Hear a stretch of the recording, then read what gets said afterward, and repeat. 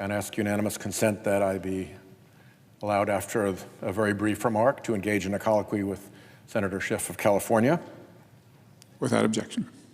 And just one quick point of fact into this maelstrom of faux outrage about Democratic obstruction, and that is that the proposal that has been made to the Republicans to resolve the customary August jam-up where we clear nominees would actually put President Trump ahead of the number of appointees that the Republicans had allowed President Biden at this same time in his presidency. So you can take what's being said here with a bit of a grain of salt. What I wanted to discuss here with Senator Schiff, Senator Schiff was an assistant United States attorney, which is one of the prosecutors in the U.S. Attorney's Office. I was a U.S. attorney. U.S. attorneys have a higher but slightly more ceremonial role. I think assistant U.S. attorneys would be swift to confess. And AUSAs do a lot of the direct work.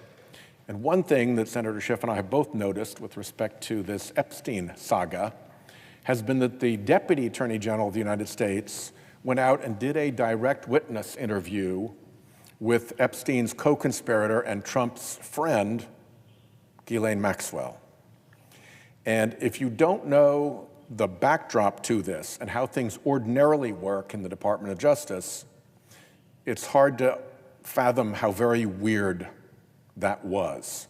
So we would like to take a minute and describe from our perspective how it is that in regular department business, the engagement with witnesses takes place.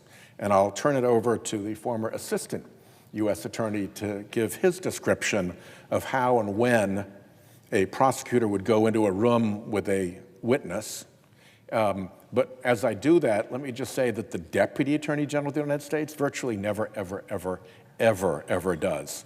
For somebody at that level to be involved is truly bizarre.